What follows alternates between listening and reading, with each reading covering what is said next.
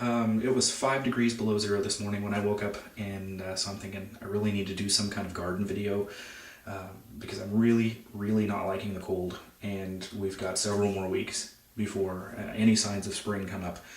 So I wanted to kind of talk a little bit about what I learned this past year in my garden, what I plan on trying this year, and go over some of the seeds I have that I bought before Christmas break through the mail, through the internet, so we can kind of see what I'm going to plan on doing, and maybe I can get some of your guys' inputs. What are you planning on planting this year? Are your gardens going to be bigger this year? Are they going to be smaller this year? What are you doing different this year as opposed to last year? Now, last year I planted my seeds way too early, indoors. I started them in February. Last frost around here officially is towards the end of April, about April 30th in this region of the state that I'm in. Previous years, it's been the beginning of April, end of March, if we're lucky. And last year, the year before, actually, we've had snows at the beginning of May. So not only bad for the garden, but things like my peach tree bloomed out with hundreds of blossoms, and they've frozen off. So what I'm going to do this year is I'm going to start my seeds much later indoors. Also last year I started taking the little greenhouse I have outside, wheeling it outside, and unfortunately last year I put it outside and we lost a lot of seedlings because the wind came up while I was gone. I wheeled it outside for a little while in the sun, went to the grocery store, came back, and there had been major wind gusts while I was gone. So what I'm going to do this year, it does have a plastic sheet over the top. I'm going to secure that a little better.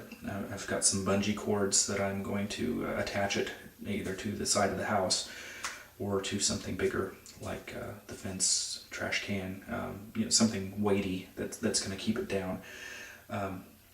Also last year, what I was able to rescue from being blown away ended up being killed by a later frost, even though I had tarps over things. So I'm going to put the seeds out a lot later. If there is a threat of frost, maybe cover them a little bit more than I did before. Okay, so let's go look at the seeds.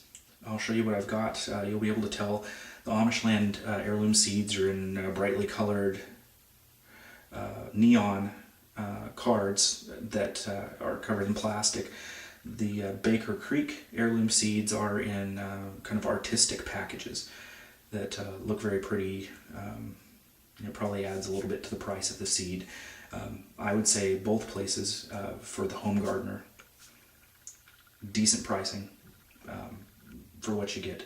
Heirlooms, lots of information. Personally, I'm not for genetically modified hybrids, things like that. I really want to go with the heirlooms so I can save them if it happens to be something I really like for the next season. Okay, so let's go take a look and we'll see what we got. And then you guys, if you have the time, if you have the opportunity, I'd really like to hear what you're going to do here in 2010. Okay, so what I've got here, you can see these are some of the seeds I've got from the Amish land heirloom seeds. I've got, this year I'm going to do Amazon chocolate tomatoes, Voyage tomatoes, and just so you know what that looks like, that is a Voyage tomato. It's kind of weird. Thought I'd grow that just to see what it would turn out like. I've got burgundy lettuce, Indian eggplant, Chervina chusca sweet peppers, and a nice thing about this is Matt's Wild Cherry Tomatoes. That was a gift. I'll try to put some links in the side of these two places. Actually, there's three, but eBay is one of them. And I'll get to that one in just a second. Don't need a link to that. So that's for Amish land heirloom seeds. Very quick shipping. Nicely packaged. The website, kind of a simple website, but it's got a lot of pictures. It's got a lot of information about everything, and there's a nice video of Lisa Von Sonder. She's the proprietor, and it kind of shows how she grows things, and really a nice little operation she's got going there. Now the Baker Creek, that's what I used this picture from. They've got a nice catalog, and they've got a nice website too. The seeds come in packages that are just really, really colorful, kind of nice. The kids kind of enjoy this. You get free seeds usually when you order. I got a red sunflower, which, you know, I'm in Kansas. I see sunflowers all over the place, but this year I'm going to grow beets. I'm growing albino beets. They have a high sugar content, so I'm kind of looking forward to that. Let's see, parsley, that's going to be indoors. Stevia, I'm going to try that indoors as well, just to kind of see how that is. Thyme, wild za'atar oregano, chives, lime basil, Genovese basil. I believe that's all of the herbs that I'm going to do indoors. We've got a orange glow watermelon, outdoors, Swiss chard, spinach, another lettuce, an oak leaf lettuce, kohlrabi, bait alpha, which is a Israeli cucumber, purple cauliflower, purple of Sicily, and a Waltham 29 broccoli. On eBay, thanks to one of Camo Yakker's videos, I really found out that I'd be kind of interested in growing wintergreen or tea berry, so I found a source on eBay that actually has the seeds. They're very tiny seeds, but I've got a couple of packs of them here. They were inexpensive, and I thought, well, I'll just grow those. There's a nice little spot in my garden that could use a little ground cover, so we'll try that. Okay, I just checked. It's 8 degrees. I'm not going to go outside and show you what I have for garden beds right now, but if you look at any of the other videos, it's going to be pretty much the same as it was last year. I've got the 4x4 beds that are raised beds. I've got the east side of the house in the front yard that's got about a 10 to 15 foot area that I can grow things in. Year before last I grew peppers, jalapeno peppers, that gave me about 10 pounds of peppers a week. This year I grew tomatoes that just kind of went wild. West side of the house in the back, this year I grew sunflowers, cabbage, and corn. If you remember those, got that area. I've also got that little triangle that's about an 8 square foot triangle, or area there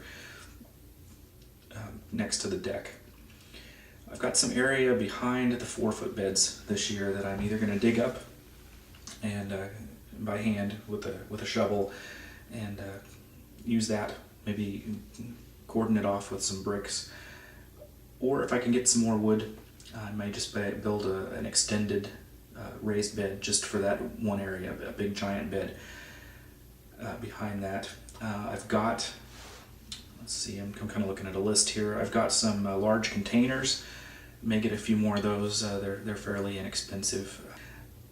One thing that has been going on here for the last 3 years, I believe, is one of the local cemeteries here in town has some extra land that nobody's put plots on yet. It's just a little expansion land. And for the last 2 or 3 years, they have rented this land. I believe it's $25 a growing season. It sounds like a fun deal. Only problem is round trip. From here, it'd probably be about 8 miles every time I would want to go. It's probably 3 or 4 miles from my house. Still in town, but clear on the other side of town. And I'd really want to be out there a few times a week.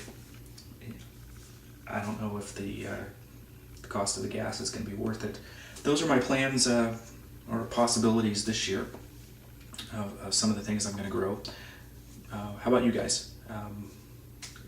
Got any spectacular plans? Anything new that you're going to try this year? Anything that you learned last year that really wasn't wasn't a good thing that you tried, or something that worked really well that you're going to do again? Okay.